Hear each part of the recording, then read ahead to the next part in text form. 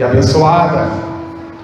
Isso é lição para nós. A primeira atitude que eu quero destacar aqui é a pureza sexual e a castidade.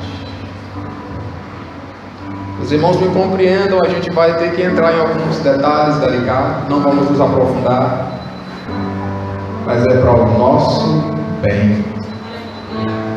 Pureza sexual ou castidade é uma primeira atitude que eu vejo aqui de José para uma família abençoada. Veja o versículo 18, a Bíblia diz: e Maria, sua mãe, mãe de Jesus, estava desposada com José antes de se ajuntarem. Desposada está bem claro em traduções mais recentes, e quer dizer comprometida para casamento.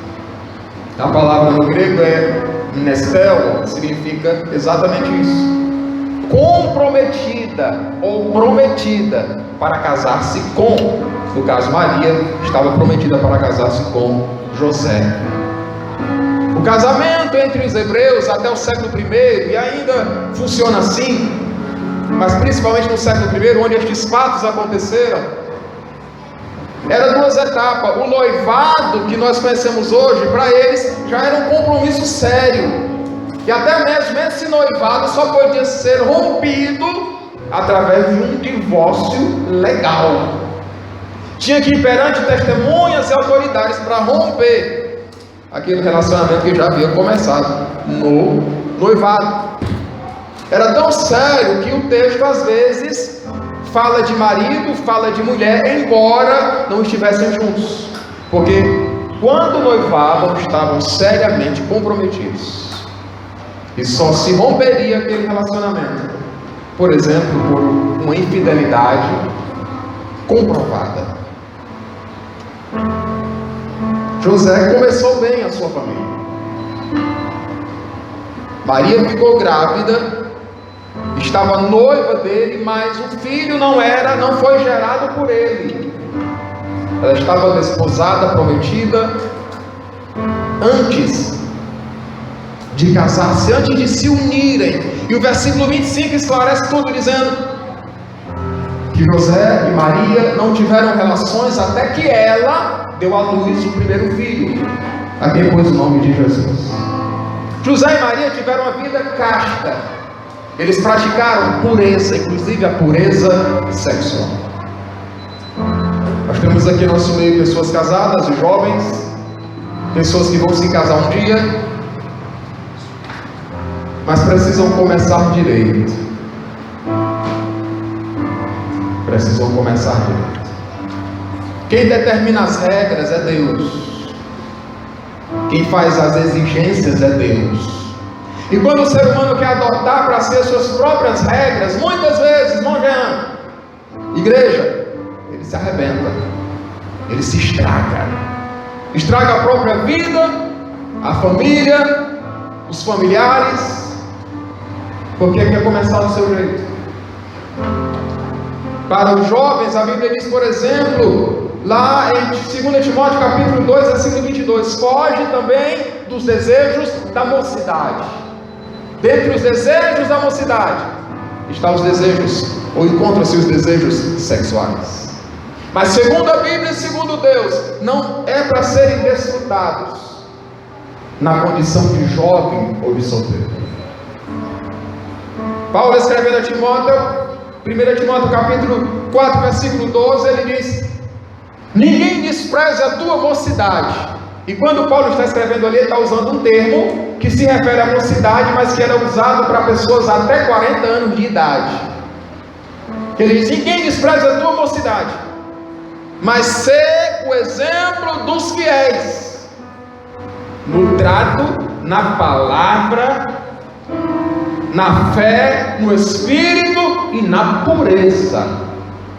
Timóteo era um jovem obreiro, e Paulo está dizendo para ele: olha, não permita que ninguém despreze você, a sua autoridade, o seu ensino, só porque você é jovem. Mas para isso acontecer, você precisa ser exemplo, e não somente exemplo, exemplo dos fiéis. Os fiéis, os crentes têm que olhar para você e vê em você exemplo de várias coisas, inclusive de pureza.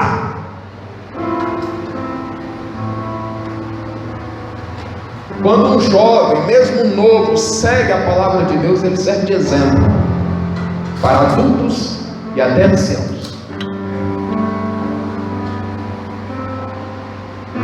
Para os casados, a Bíblia aconselha, por exemplo, em Hebreus capítulo 13, versículo 4: venerado seja entre todos o matrimônio e o leito sem mácula. Leito é lugar de dormir, mácula é mancha, nova ou sujeira. Porque os que se dão à prostituição e aos adúlteros, Deus os julgará. Para os jovens, a Bíblia prescreve a não atividade sexual. Para os casados, a Bíblia prescreve a atividade sexual. Quem não é casado não pode fazer. Quem é casado não pode deixar de fazer, salvo algumas circunstâncias especiais. Os irmãos precisam entender, salvo algumas circunstâncias especiais. Questões que envolvem a diminuição da libido, questões de hormônios, e às vezes é algo que deve ser tratado por especialistas mesmo de áreas da saúde. Mas em condições normais, o jovem deve permanecer-se abstendo das relações sexuais, e os casados não podem parar com as relações.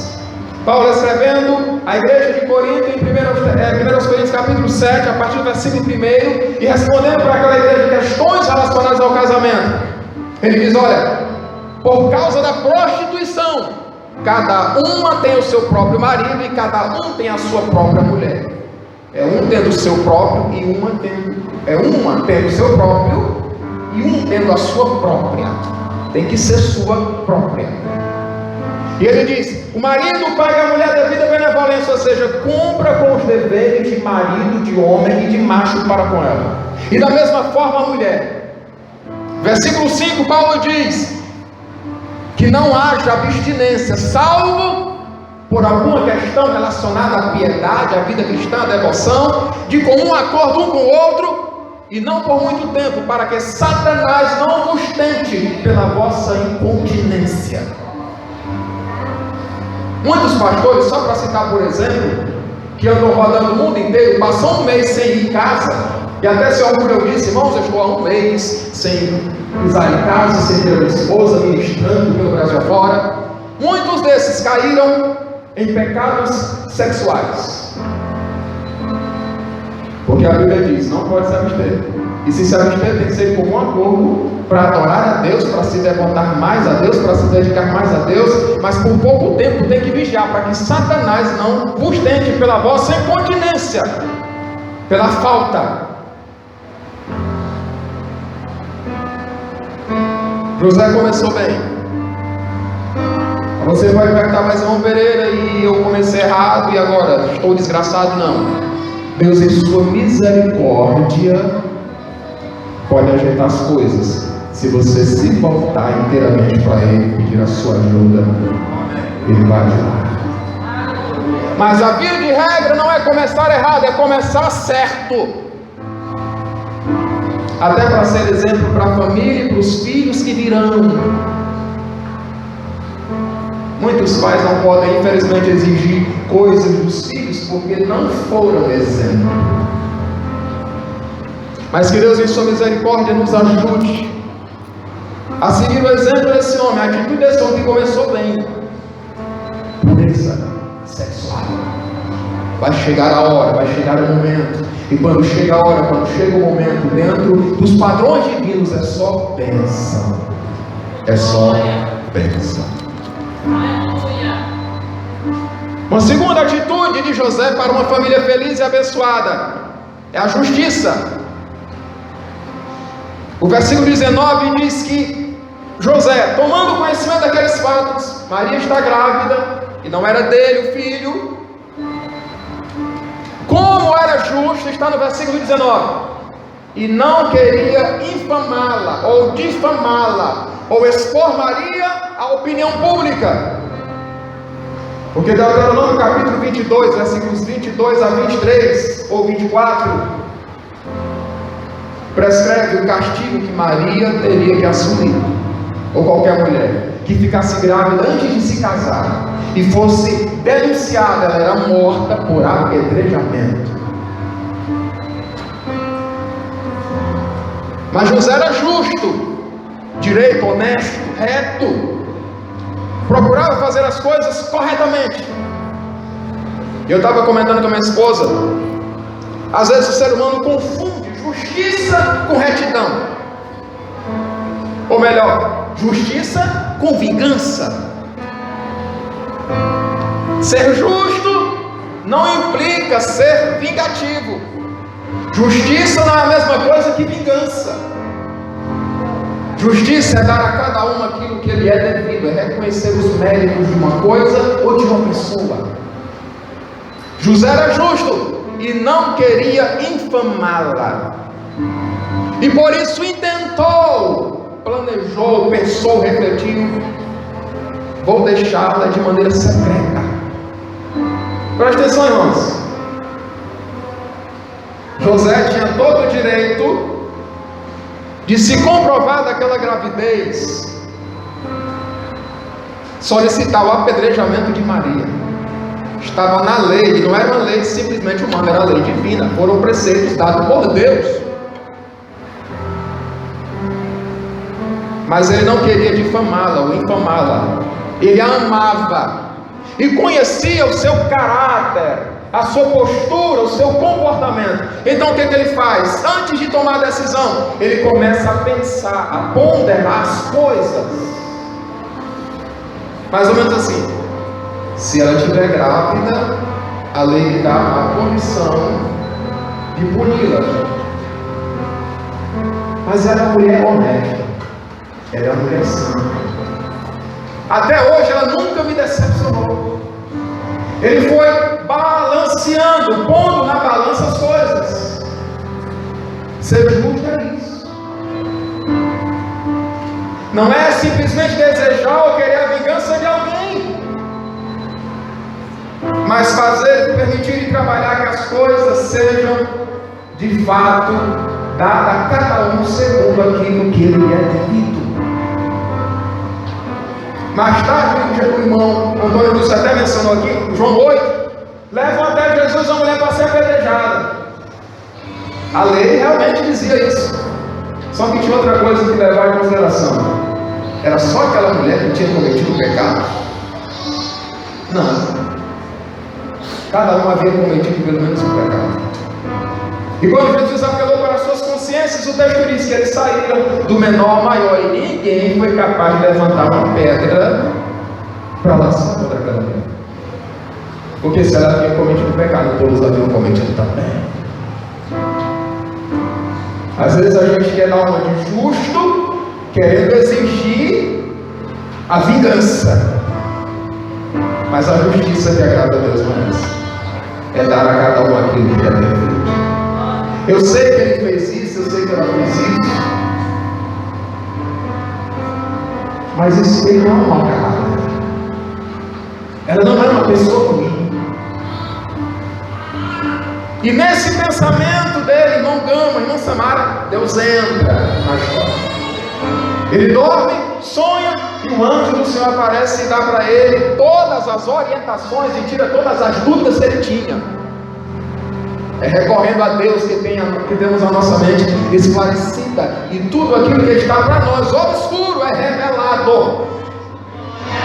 Ele não agiu antes de pensar, de refletir, porque embora fosse justo, mas não queria difamar a mulher que amava. Irmãos, muitos casamentos estão se estragando porque o marido expõe a esposa publicamente, ou vice-versa. E aí, depois que se joga farinha no ventilador, para juntar tudo é bem difícil.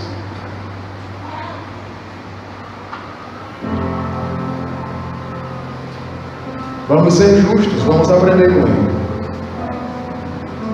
Vamos poupar as pessoas. E Tiago até diz: a ira do homem não opera a justiça divina.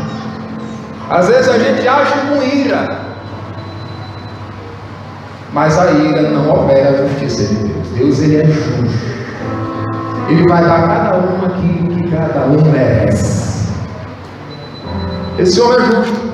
Salmo 11, versículo 7, a Bíblia diz: porque o Senhor é justo e ama a justiça. Provérbios capítulo 15, versículo 9, a Bíblia diz que Deus abomina o caminho do ímpio, mas a vereda do reto ou do justo é apreciada diante dele. Ele ama aquele que é reto, que é justo. 1 Timóteo capítulo 6, versículo 11, a Bíblia diz: mas tu, homem de Deus, segue a justiça. Se você se considera uma mulher de Deus, siga a justiça de Deus. Se você se considera um homem de Deus, siga a justiça segundo o padrão. José praticou a castidade, isso serviu de exemplo para a sua família, propiciou a ele uma família feliz, agiu com justiça. A terceira atitude, obediência, sobretudo a Deus. Observe, os amados irmãos, que todas as vezes que o anjo aparece e lhe dá as ordens, as instruções, José faz exatamente como o anjo do Senhor lhe orienta. Versículo 24 e 25. O anjo ordena que ele receba a sua esposa Maria como sua esposa, leve-a para casa, efetive o casamento. Depois de explicar toda a situação, e José faz conforme o anjo do Senhor lhe ordenara. Obediência a Deus. José, irmãos, não sabia, e pelo menos 3 vezes nós vemos aqui José manifestando a sua obediência a Deus. Primeiro, quando ele é instruído a tomar a sua noiva como esposa, versículos 24 e 25 do capítulo 1. A segunda vez, quando ele é orientado a fugir para o Egito, Mateus capítulo 2, versículos 13 a 15. E a terceira vez, quando ele é orientado pelo anjo do Senhor a voltar para a terra de Israel, voltar do Egito para a terra de Israel. José, ele mora na Galileia, e por causa de um recenseamento ele tem que ir para a Judeia, na cidade de Belém, onde ele havia nascido. Deus faz as coisas conforme Ele quer, todos os seus planos e projetos se cumprem. Ele morava na Galileia, lá no norte da região, mas a Bíblia diz nas profecias que Jesus nasceria em Belém. Então, quando Maria chega à época de dar luz, Deus desperta o coração do imperador, ele faz um recenseamento, todo mundo tem que ir para a sua cidade de origem, e José tem que ir para Belém. Lá nasce Jesus, cumpriu-se a profecia. Não se preocupe, porque as promessas de Deus irão se cumprir na vida sua, na sua vida, conforme Ele disse que fará. Ele vai arranjar tudo, vai preparar todo o cenário para que a promessa se cumpra. E se for questão de inimigos, olha o que está no Salmo 23. É na presença dos inimigos que Deus vai preparar a mesa e vai dar você para se bater, petear com Ele. As promessas de Deus irão se cumprir na sua vida. Nada e ninguém vai impedir Deus de cumprir as promessas dele na sua vida. É Jesus nasce em Belém. Mas ele está em Belém, agora o anjo aparece e diz: olha, vai para o Egito, 320 quilômetros mais distante. José teria que voltar para Galileia, onde tem residência fixa, porque foi para Belém só para o recenseamento, mas agora tem que fugir para o Egito. A Bíblia não diz quanto tempo ele passou lá, mas o que eu quero trazer à tona aqui diante dos irmãos é que ele obedeceu a Deus. Ele não foi questionar: se eu tenho que voltar para a minha terra, eu tenho que reaver ou retomar minhas atividades. Não, ele simplesmente foi. E de noite, o anjo lhe falou, ele desperta ali, arruma tudo e foge para o Egito, porque Herodes iria procurar o menino para o matar, e ele obedece a Deus. Preste atenção. José não sabia que Herodes iria procurar o menino Jesus para o matar, Mas o anjo do Senhor aparece a ele em sonhos e revela para ele. E comunica isso aí. E diz: foge. Para que a nossa família seja protegida por Deus, só precisamos obedecer a sua palavra. Para que a nossa família seja protegida, guardada por Deus, só precisamos obedecer a sua palavra. José em tudo estava obedecendo a Deus. Essa é Maria, ele recebeu: foge para o Egito, ele fugiu. A gente não pode questionar as diretrizes de Deus, porque os prejuízos virão. Se José ficasse em Belém, Jesus seria morto. Mas tudo que José faz, irmãos, é pensando não simplesmente nele, não propriamente nele, mas na família, nas suas atitudes, nas quais atitude ele toma. Sempre está Jesus, o menino, e Maria, sua esposa.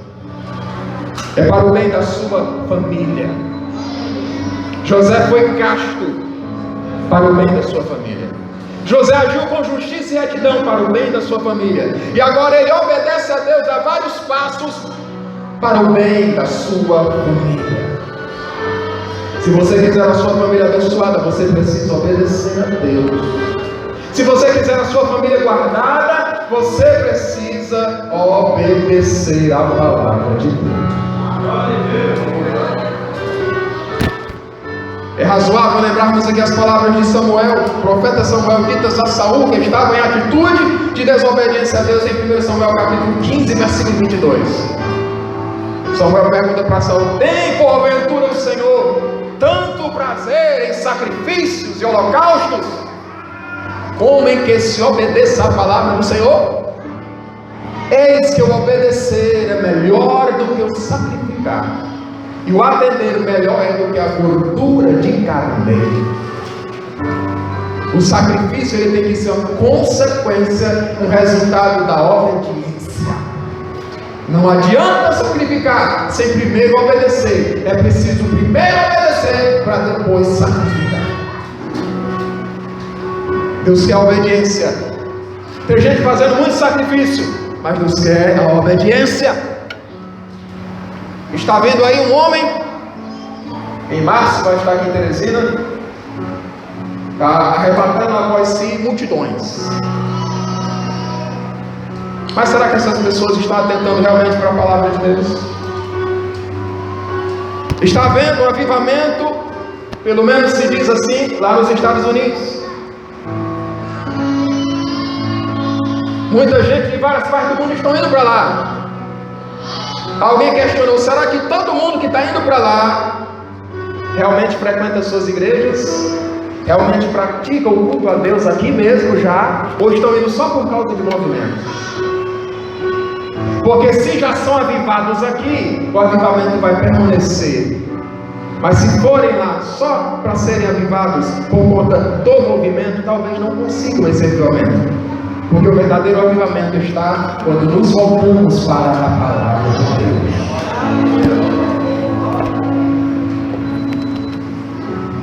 José obedeceu a Deus e conseguiu livrar a sua família, digamos assim, da destruição. Os irmãos devem lembrar do mês passado, quando ministramos aqui, com base em Gênesis 35. Foi exatamente fazendo assim, Jacó, em obediência a Deus, seguindo os passos em obediência a Deus, que ele conseguiu preservar a sua família. E aqui mais um exemplo, através da obediência, um homem de Deus, um pai de família. E este exemplo também serve para as mães, porque são atitudes para todos. Obediência a Deus para a preservação da família.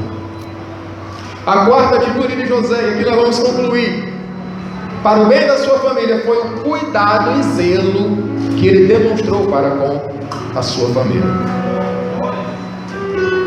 José foi cuidadoso com a sua família, foi zeloso com a sua família.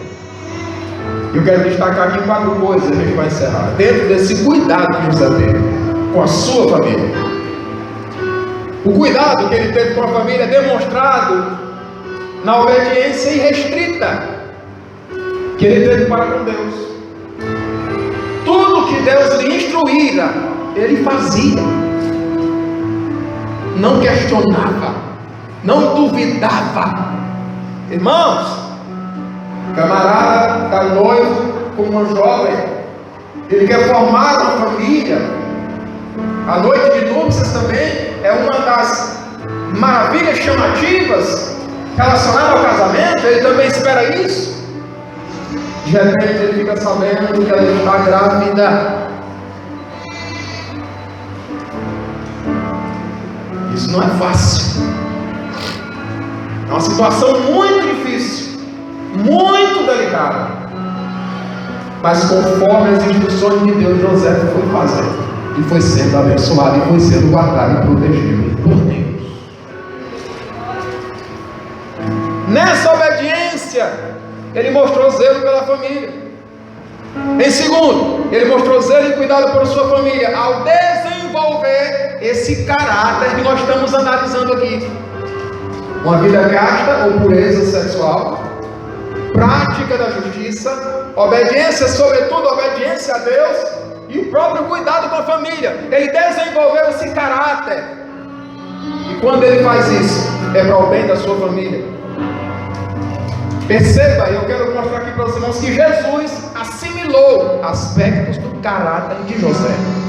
Não, irmão Pedro, mas Jesus era Deus. A gente sabe que ele, quando estava na terra, 100% homem e 100% Deus. Como homem, a Bíblia diz que ele em tudo foi tentado à nossa semelhança. Teve fome, teve sede, cansaço, precisou dormir, precisou se alimentar. E como filho que era de José, mesmo adotivo, ele assimilou alguns aspectos do seu caráter. Porque os filhos, os descendentes assimilam, não todos, mas alguns aspectos negativos e positivos do pai e da mãe. José foi um homem que praticou a castidade, pureza sexual. Jesus, em João capítulo 8, versículo 46, publicamente, ele diz assim: quem de vocês pode me acusar de pecado? João 8, 46. Era alguém que teve uma vida pura. Alguns infelizes, filhos do diabo, querendo dizer que Jesus tivera um relacionamento com uma das Marias. Mas isso é uma falácia do diabo. Jesus teve uma vida pura em todos os aspectos. Aprendeu com o pai também, José. José era um homem justo e Jesus era justo. Voltando aqui a João capítulo 8 novamente, quando aquela mulher é levada a Jesus, Jesus age com justiça, mostrando imparcialidade. E o justo é exatamente aquele que não puxa brasa, como diz o ditado popular, para a sua sardinha, nem para a sardinha do outro. Ele equilibra tudo e julga com retidão, com imparcialidade. Não, se eu errei nessa situação, eu errei, tenho que admitir. Se foi eu, fui eu que errei. Não querer jogar ou se desculpar em outros. Eu vi essa semana alguns depoimentos relacionados a casamentos e decepções, e a maioria das pessoas que tem diversos relacionamentos jogam a culpa no outro, não reconhecem os seus próprios erros. O meu casamento seria feliz se ela não fizesse isso, se ela não fosse assim, se ela não dissesse isso, se ela não falasse aquilo. Joga a culpa no outro. Mas será que só ela tem culpa? Será que só ele tem culpa? A sua felicidade depende só dele ou só dela? Não depende também de você? O apóstolo Pedro aconselha aos casados, 1 Pedro capítulo 3, versículo 7. Citei aqui também no último culto da família. Vós maridos, coabitai com elas, vivam a vida em comum com elas, com entendimento, dando honra à mulher, como sendo vós os seus cordeiros da mesma graça. Para que, versículo 7, não sejam impedidas as vossas orações. Tem marido que a oração não está sendo respondida, tem mulher que a oração não está sendo respondida, porque o relacionamento em casa não está legal, e Deus está vendo isso. A bênção não está vindo porque ele não está legal, está de mal com a família, está... E Deus está vendo. Deus está vendo. Jesus foi obediente, inclusive aos pais físicos, humanos. Lucas capítulo 2, versículo 51, a Bíblia diz: e era-lhes sujeito em tudo. Jesus era sujeito a José e Maria em tudo, foi obediente. E o cuidado com a própria família, aspecto do caráter de José que Jesus também assimilou. Em João capítulo 19, versículo 27, Jesus está na cruz e diz para o discípulo amado João, acerca de Maria: eis aí a tua mãe. E diz: mulher, eis aí o teu filho.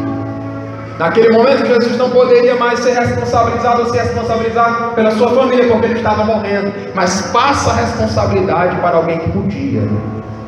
Porque quando o pai de família morria, na cultura israelense ainda é assim, a responsabilidade fica nos ombros do filho mais velho. Quando José morreu, e ele não presenciou a morte de Jesus, morreu antes, então a responsabilidade da família passa para Jesus. Mas naquele momento Jesus está morrendo e ele incumbe outra pessoa dessa responsabilidade de cuidar da sua mãe. Aspectos do caráter de José que Jesus assimilou. O que eu quero dizer com isso? Que os filhos, eles assimilam aspectos positivos e negativos do pai e da mãe. Tem alguma coisa de retrato nele, nela, no filho que é seu. Isso a gente não pode ver. Daí a importância, e o pastor André já falou aqui outras vezes, do filho ver a gente vindo para a igreja, do filho ver a gente orando, do filho ver a gente lendo a Bíblia, do filho ver a gente vindo para a escola dominical, do filho ver a gente vindo adorar, para que isso seja bem visível e ele possa assimilar isso com maior facilidade. Em quarto lugar, o cuidado de José com a sua família se demonstrou através do desenvolvimento de um trabalho. A Bíblia revela que José era carpinteiro, Mateus capítulo 12, versículo 55, e Marcos capítulo 6, versículo 3. Os responsáveis por uma família precisam desenvolver uma atividade de trabalho. Quando é possível, ele precisa desenvolver. Precisa cuidar da sua família. Eclesiastes capítulo 2, versículo 24, o sábio Salomão pergunta: não é, pois, bom para o homem comer e beber e desfrutar de todo o bem do seu trabalho? Aí ele diz: e isto eu vi, que também vem da mão do Senhor. O trabalho é uma bênção, e assim deve ser. Em 2 Tessalonicenses capítulo 3, versículo 10, Paulo adverte a igreja de Tessalônica dizendo: olha, se alguém não quer trabalhar, que também não coma. Veja que a Bíblia não está dizendo se alguém não pode. A Bíblia está dizendo se alguém não quer. Se alguém não quer trabalhar, que também não coma. Às vezes o pai de família não está trabalhando porque não está podendo, por alguma situação, alguma circunstância. Não pode. Mas não querer é outra coisa. A Bíblia condena o não querer trabalhar. 1 Tessalonicenses capítulo 3, versículo 10. José, ao obedecer a Deus, cuidou da sua família, já mostrando cuidado. Ao desenvolver esse caráter que ele teve, estava cuidando e zelando pela sua família. Ao exercer uma profissão, uma atividade de trabalho, estava zelando e cuidando pela sua família. Em quarto lugar, ao desenvolver e praticar a piedade, a devoção a Deus. Fique de pé em nome de Jesus. Em Lucas capítulo 2, versículo 41, a Bíblia diz que todos os anos seus pais, ou seja, Maria e José, iam a Jerusalém à festa da Páscoa. Todos os anos. Naquela época não havia uma congregação em cada bairro como hoje. Havia sinagogas, mas o lugar principal do culto e as festas principais eram em Jerusalém, no templo. Então todo homem era obrigado a ir e levar a sua família, pelo menos em uma das 3 festas que eram realizadas no ano, e participar com a sua família e adorar a Deus. E a Bíblia diz, Lucas 2, 41, Todos os anos seus pais, Maria e José, iam a Jerusalém à festa da Páscoa.